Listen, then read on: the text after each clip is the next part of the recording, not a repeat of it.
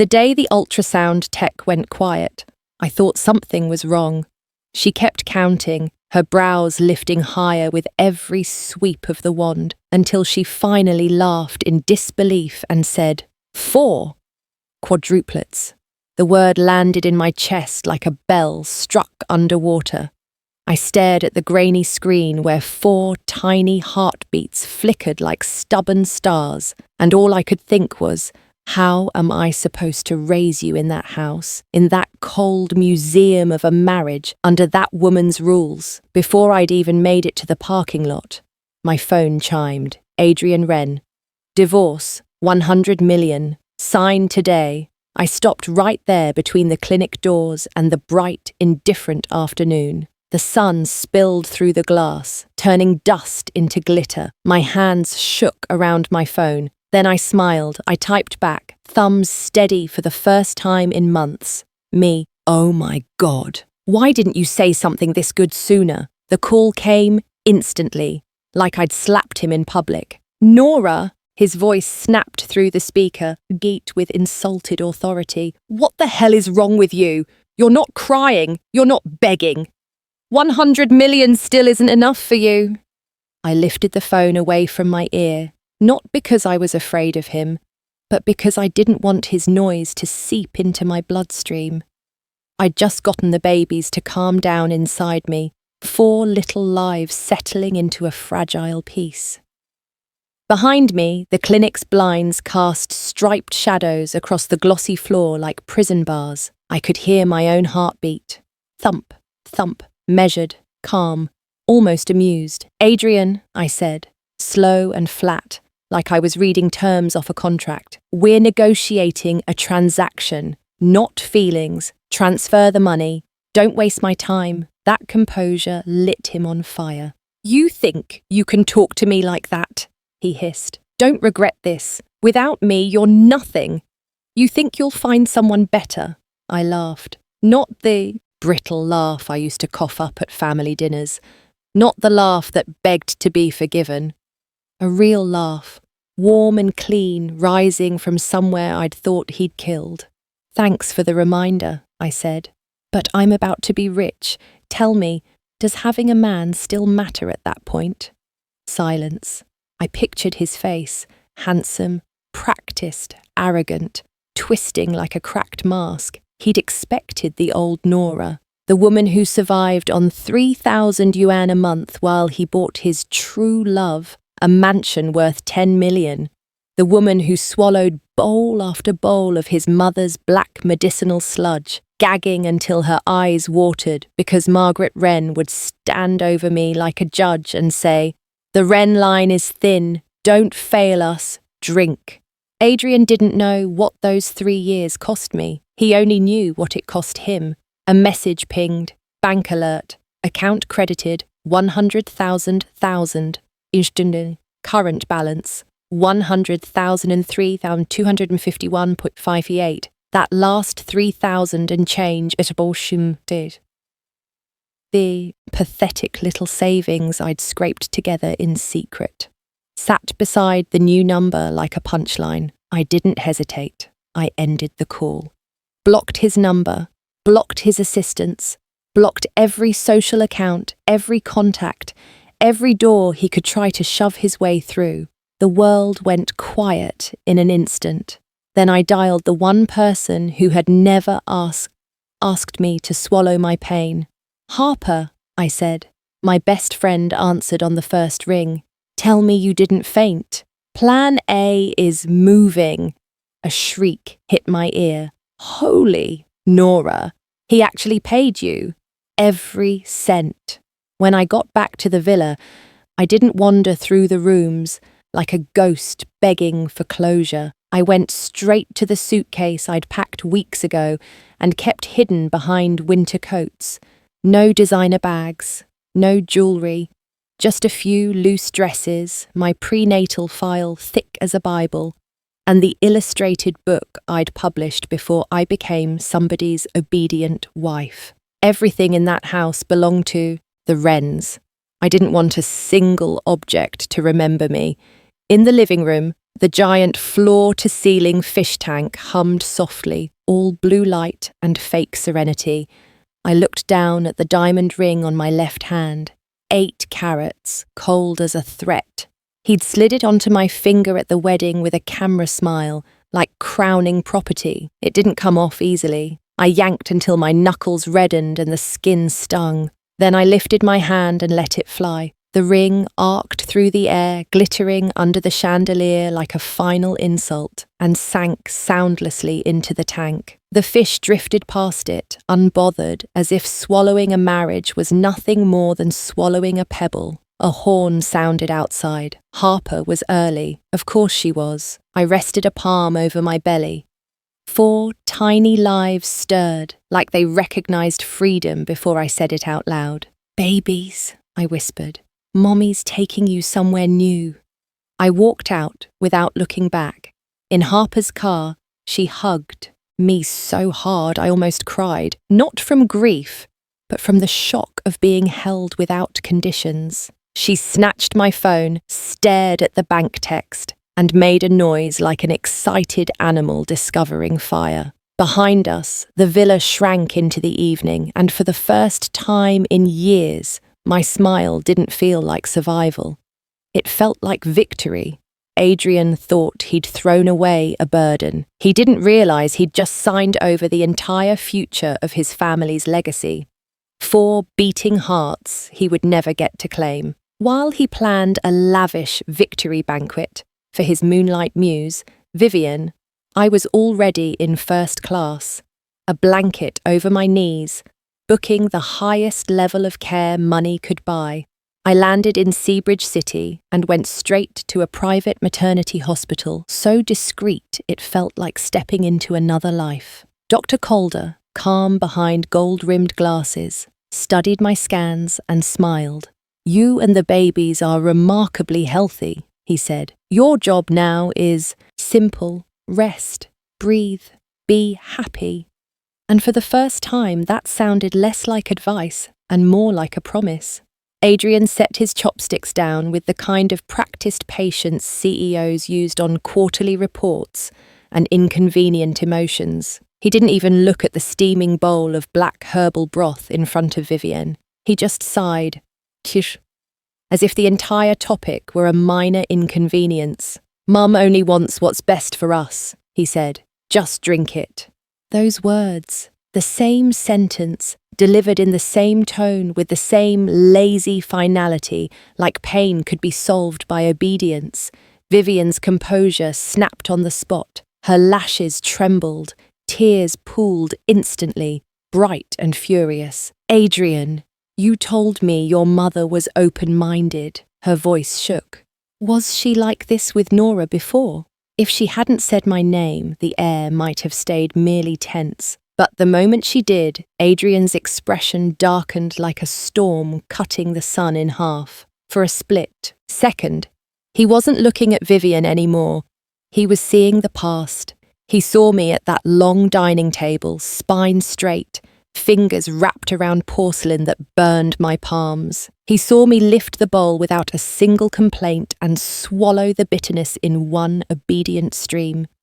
He saw his mother's satisfied gaze. He heard himself saying the same line 3 years ago with a shrug. "Mum only wants what's best for us." Back then, I never embarrassed him, never cried in public, never made a scene. I just endured, quietly, like the house itself had trained me. And now, here was Vivian, his dazzling, celebrated moonlight, shaking, making noise, letting tears fall like accusations. A strange irritability rose in Adrian's chest. For the first time, her tears didn't soften him. They blinded him. "Enough!" he snapped. "Stop performing!" Vivian's face went pale with shock. That night, the argument in the master bedroom shook the walls. Servants pretended not to hear. Margaret Wren pretended not to care. Adrian lay awake, staring at the ceiling, jaw clenched, feeling a rage he couldn't name. The next morning, Margaret summoned him to the study like a king calling a soldier. She didn't bother with pleasantries. "Adrian," she said sharply, tapping her nail against her teacup. "I'm not saying this to hurt you, but that Vivian, besides her pretty face, what is she good for?" He stiffened. "Mum." "Listen." Margaret's eyes were cold, assessing. "She's delicate. A gust of wind could knock her over. With a constitution like that, how is she going to carry a Wren heir? And she spends money like she's trying to burn the world down. This month alone, she's blown nearly 10 million. Do you think our family fortune is a toy?" Adrian's mouth tightened. Margaret leaned in, voice sharpening like a blade. "You know who was low maintenance. You know who was sturdy. Nora." The word sturdy hit him like a needle under the skin. Good at raising a child, it pierced deeper than it should have. Because suddenly, disgustingly, against his pride, he missed me. Not my love, not my warmth. He'd never valued those. He missed my silence, my compliance, the way I never caused him trouble. From that day on, Adrian worked later and later, choosing the sterile quiet of his office break room over going home to the battleground of Margaret versus Vivienne. Sometimes in the dead hours between midnight and dawn, he'd sit alone under cold fluorescent light, thumb hovering over his phone as if it might bite. Then he'd do it. Like a man possessed, he'd type my name into a search engine, Nora Wren, Nora, Nora. But the internet was empty.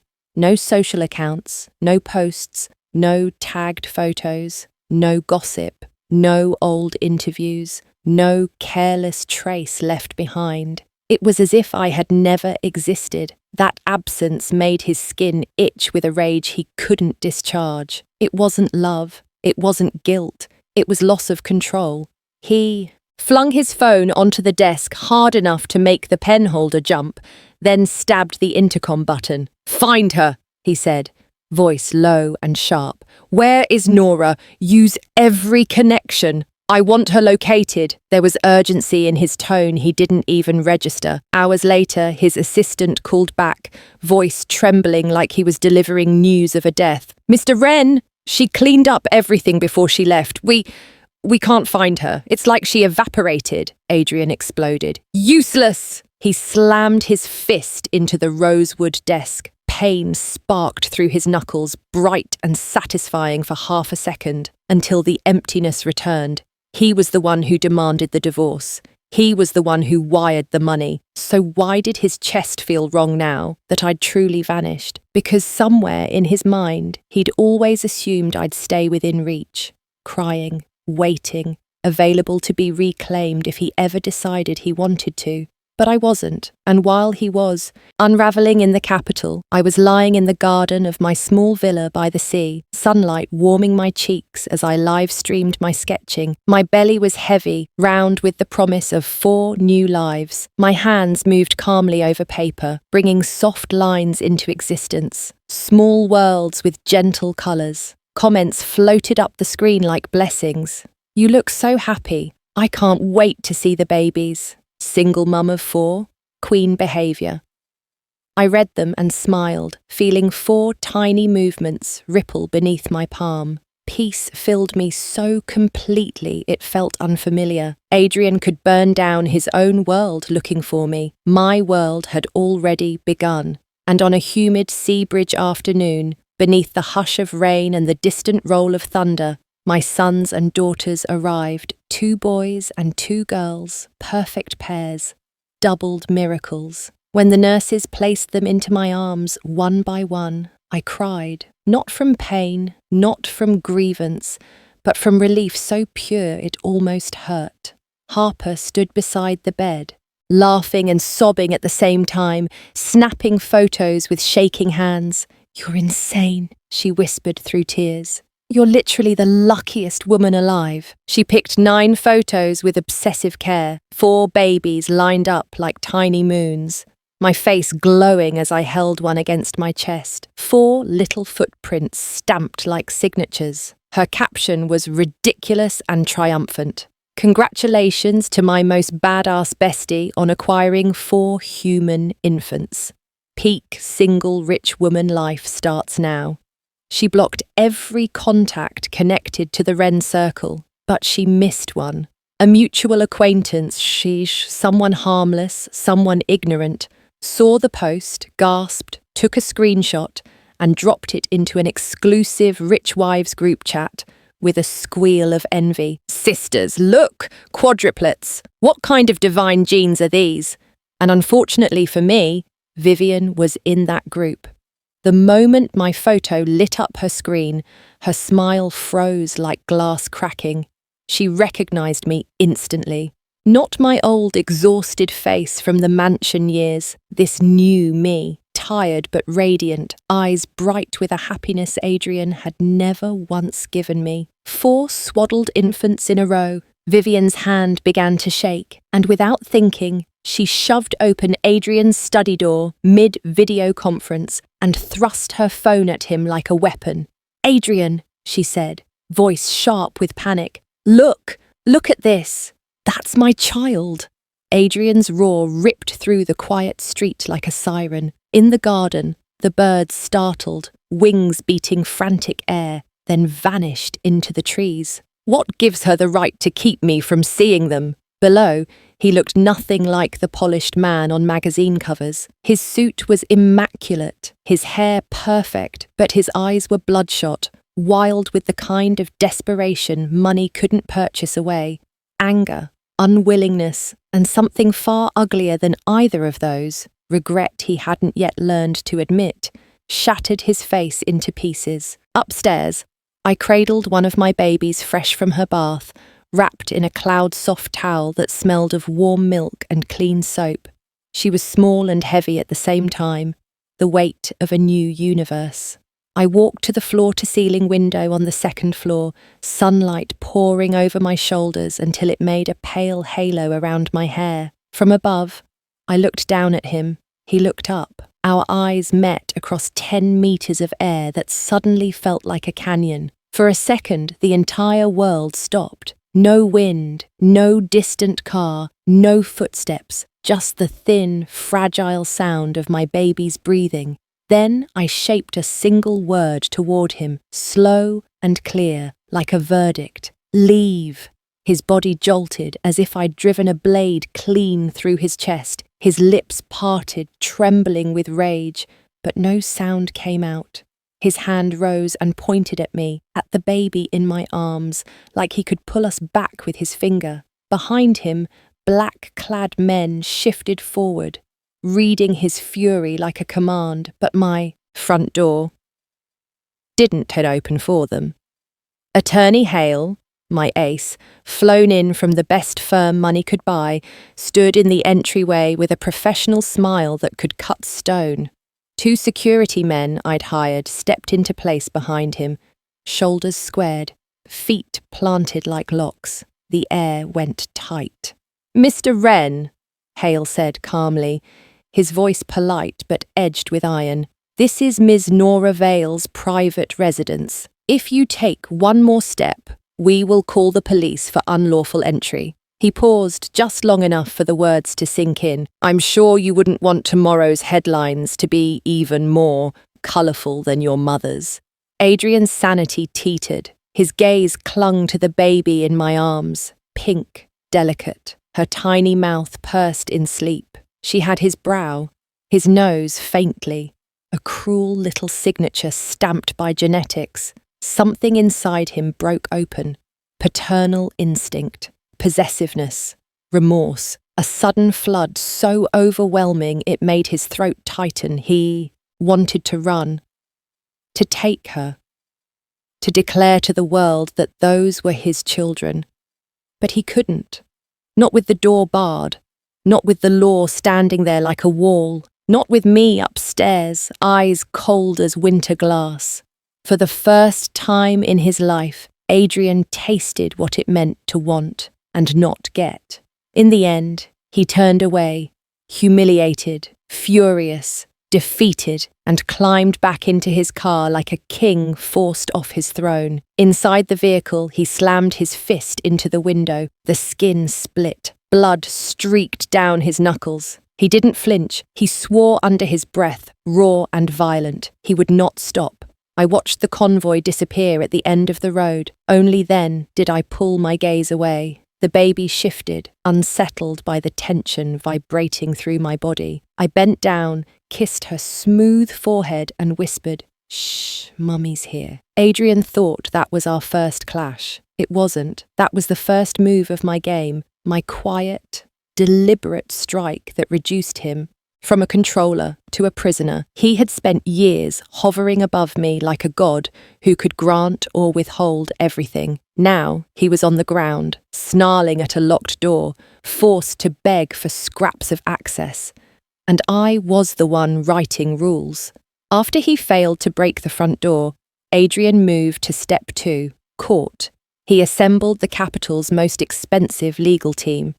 He filed as the father, demanding custody of all 4 children. At the same time, the internet began to rot with carefully planted stories. They called me calculating, said I was using children to climb back into power. They said I was insatiable, took 100 million and still wanted more. The nastiest pieces didn't even bother to hide their intent. They hinted I had cheated during the marriage, that the babies weren't his, demanded paternity tests with the smug certainty of men who had never carried a life inside their bodies. Overnight, the narrative flipped. I went from discarded wife to villain. Harper called me shaking with rage. "He's disgusting. He's shameless. How dare he? Nora, we can't let this stand." "Of course we won't," I said, my voice calm enough to chill her anger. "He thinks money controls public opinion." I looked down at my sleeping babies, 4 little fists curled like promises. He forgot I have money too, and more importantly, he forgot I have proof. My PR team moved like a machine. First, Attorney Hale released a public statement with a screenshot of the $100 million transfer attached. Clean, clear, legal. The divorce agreement and settlement were presented like a stamp slammed onto the table. 100 million has a way of closing mouths. Second, my comic account, the one I'd kept deliberately soft, warm, healing, updated with a long illustrated post unlike anything I'd ever uploaded. I drew it over 2 days and nights, hands cramping, eyes burning, but the lines stayed steady. The art style remained gentle. The story did not. Panel 1. A young woman with rosy dreams of marriage, hands clasped, eyes bright. Panel 2. The same woman, day after day, lifting a bowl of pitch-black broth, drinking until her throat convulsed. Tiny caption, to become a proper wife. Panel 3. A bank app screenshot showing a fixed monthly transfer, 3,000.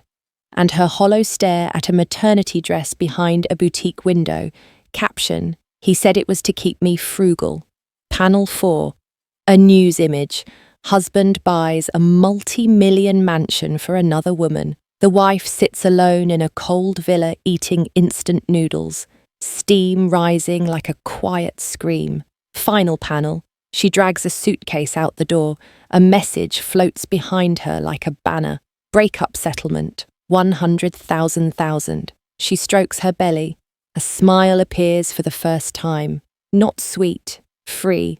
Closing line. Thank you. You finally gave me the money to raise my 4 babies. I never wrote Adrian's name. I didn't have to. The internet did the rest. The post detonated like a deep-sea bomb. 100 million settlement versus 3,000 living expenses. A wife treated like a womb on legs. A moonlight muse dripping in diamonds while the legal wife ate noodles alone. Topics rocketed up the trending list so fast they stacked like falling dominoes. People turned into detectives. They matched my panels to old headlines. They dug up photos of Adrian with Vivian. They pulled auction catalogues.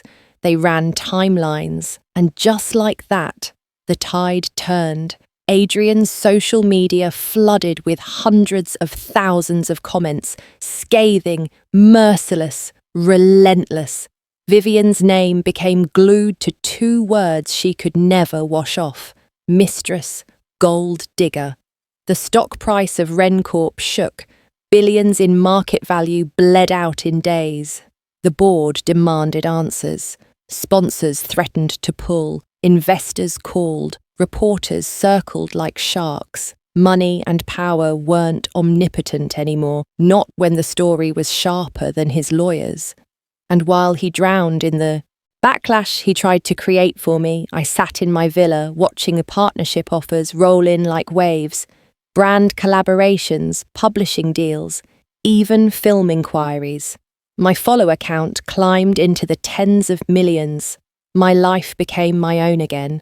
Then, as if humiliation wasn't enough, Vivian made the stupidest move desperation ever invents. She came to see me, alone. That afternoon, my babies lay in a custom 4-seat stroller under the sun, cooing and waving tiny hands like they were blessing the world. I sat beside them, calm. Vivian arrived in a Chanel suit and oversized sunglasses, her posture arrogant, her fingers trembling. "Nora," she said, voice hoarse, "we need to talk." I didn't even look up. I adjusted the blanket over my daughter's tiny feet. "There's nothing to discuss."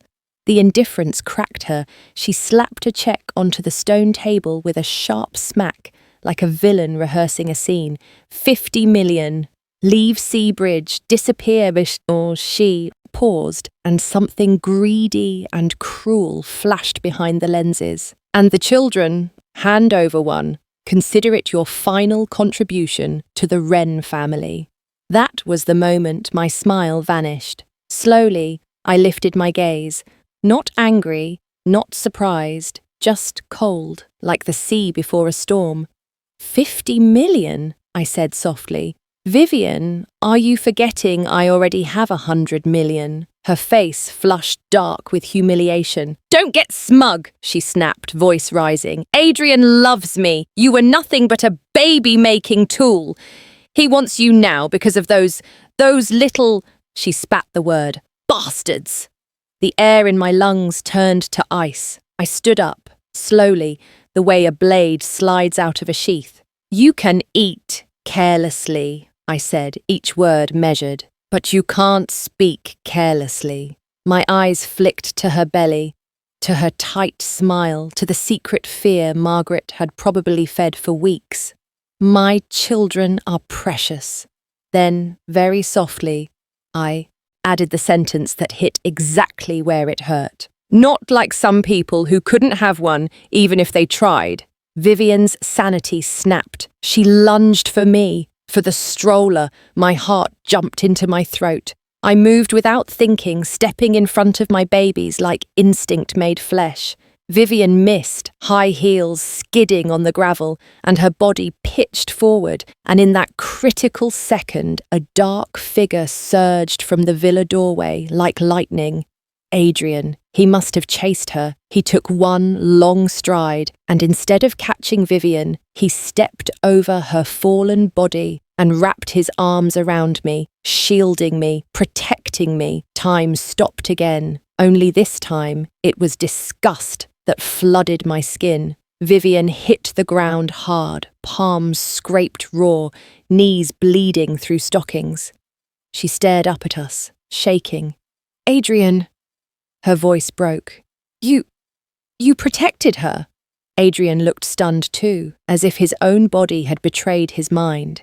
In his arms, he inhaled the scent of my hair, mixed with baby soap and warm milk, and something in his chest buckled, but I snapped back first. Nausea rolled through me like a wave. I shoved him away, hard enough to make him stagger. I smoothed the wrinkles his hands left on my dress like I was wiping off dirt, then looked at him, with eyes so cold they could freeze a confession in his throat. Then I turned to Vivian on the ground. "The farce is over," I said, voice flat. "Leave." My security moved in immediately.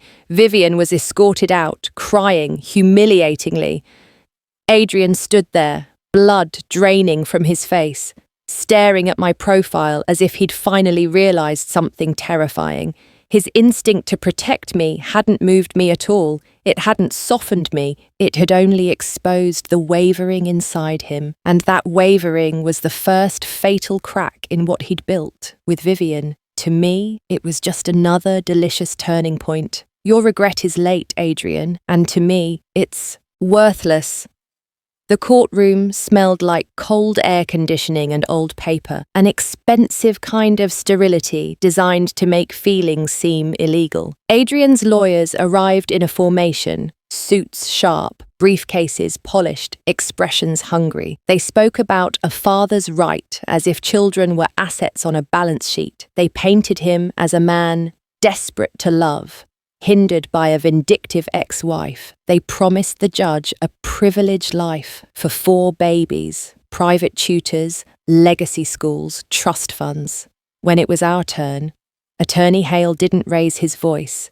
He didn't perform. He simply opened his folder and began to lay the truth on the table, one piece at a time, like stones in a river you couldn't pretend weren't there. The first exhibit was an audio recording. Margaret Wren's voice sliced through the speakers, sharp, contemptuous, righteous in the way cruelty often is. Drink it. The Wren line is thin. Don't fail us. You must give us an air. Then my own quieter voice, barely there, murmuring, okay, followed by the sound of a porcelain bowl being lifted, swallowed, emptied. A ripple went through the gallery. The judge's face didn't change, but the air did. People heard it. Not hearsay, not rumour, proof of a woman being treated like a womb with a heartbeat. The second exhibit was my bank statements for the 3 years after marriage. Page after page, a brutal sameness. The same monthly transfer, the same amount, like a leash measured in numbers. $3,000, $3,000, $3,000, no bonuses, no extra deposits, no family support, just the minimum required to keep me alive and controllable. Then Hale placed Adrian's spending records on the screen beside mine, a car purchase, a property purchase, jewellery receipts that looked like phone numbers, auction invoices, a luxury watch, a diamond necklace, the paper trail of his moonlight being gilded while his legal wife counted pennies. The contrast was so obscene it didn't need commentary. The third exhibit was Dr. Calder's testimony. He stepped into the witness box in his gold-rimmed glasses, calm as a metronome. He spoke as an expert, medical, psychological, human. He explained how a stable primary caregiver, financial independence, and a consistent, loving environment matter more than a so-called complete family that is rich but emotionally violent. He described the developmental cost of living inside a house full of coldness, conflict, and coercion. He didn't accuse. He educated, and that was worse for Adrian because facts are harder to smear than feelings. By the time Adrian's team tried to counter, they were already bleeding.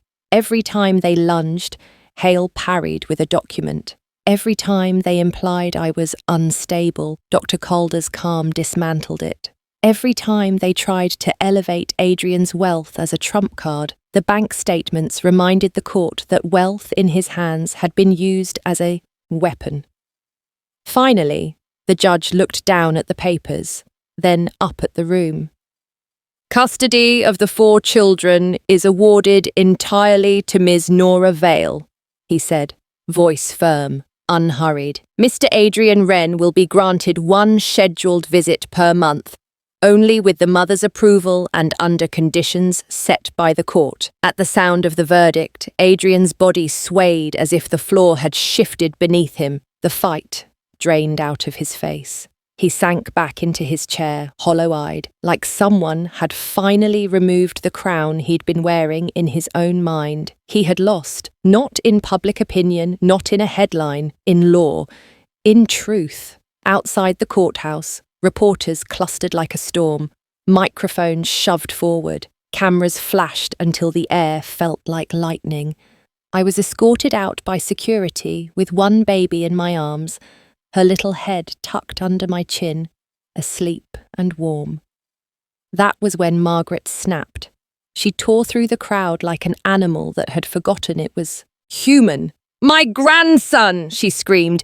"Give me back my grandson!" Her hands reached for my child. For a heartbeat, the world went white in my head. Pure instinct, pure terror. My security moved faster. They blocked her, held her back, kept her claws away from my baby's face.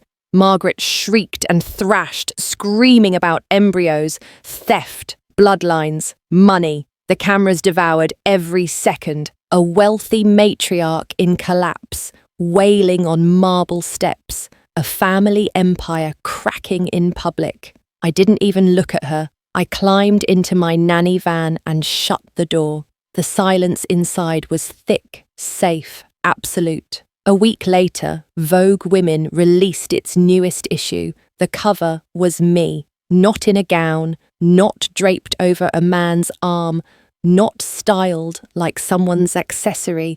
I wore a clean white suit, crisp and simple, holding my 4 babies in matching onesies. Behind us, my seaside villa and a garden in full bloom. My smile was bright, not polished, not performed, real.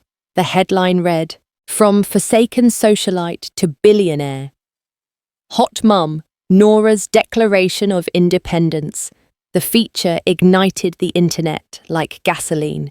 Women reposted it with shaking hands, saying, "I thought I was alone." My comics, once quiet, once small, became a phenomenon. My IP was bought for a staggering sum by the country's largest studio, and a major drama adaptation went into production. I founded my own studio, signed talented young illustrators, built a team dedicated to stories about women reclaiming themselves, and I started a charity foundation in my children's names, Dawnlight, to help single mothers with legal aid and psychological support. The moment I left the Wren mansion, my life didn't just restart. It began to shine. Adrian's world, meanwhile, turned a permanent shade of grey. I thought winning custody would be the end of it. Harper didn't let me romanticize revenge into closure. "You can't go soft," she warned. "Mercy to an enemy is cruelty to yourself. He'll come back the moment you stop watching." She was right. As long as Adrian held the power of Wren Corp, he was a shadow with teeth. So I struck at the root. People assumed I'd been just a housewife for 3 years.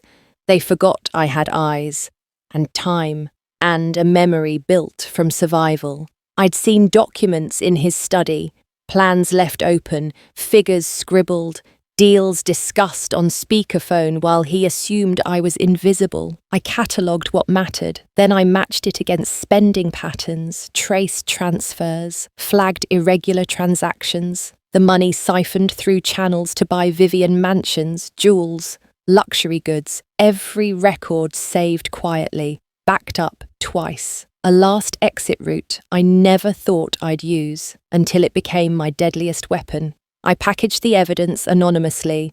One copy went to the largest shareholders. Another went straight to the tax authority hotline and the economic crimes unit. The bomb I'd buried long ago finally reached detonation day, and the board, already furious over stock losses and scandals, snapped. An internal investigation launched. Authorities formed special task forces. Embezzlement, misappropriation, tax evasion, charges that didn't care how handsome you were. Adrian was suspended, assets frozen, titles stripped, friends vanished overnight, and Vivian, practical to the bone, packed her bags, drained what little she could from his private accounts, bought the earliest flight out, and disappeared without a trace. Person and fortune gone. 1 month after he'd stood outside my gate, roaring like a king, Adrian was reduced to a man being summoned, interrogated, cornered. He asked to see me through my lawyer. I refused. He sent a message anyway. I finally understand you meant it when you said you never loved me. My lawyer relayed it while I read my children a bedtime story, The Little Prince's New World. 4 small bodies curled like warm commas in the sentence of my life. On the news, Adrian stumbled out of the Economic Crimes Office, surrounded by reporters. Grey threaded his hair, his shoulders bent, his eyes looked dead. I turned the TV off. "You're wrong," I murmured to the quiet room. "I wasn't plotting from the start." I kissed my baby's forehead. "It was you, your indifference, your mother's cruelty, your family's coldness. Each day, each bowl, each dismissal erased my last illusion of marriage, until the expectant wife became a calm, decisive avenger. His empire collapsing wasn't my cruelty, it was his bill coming due.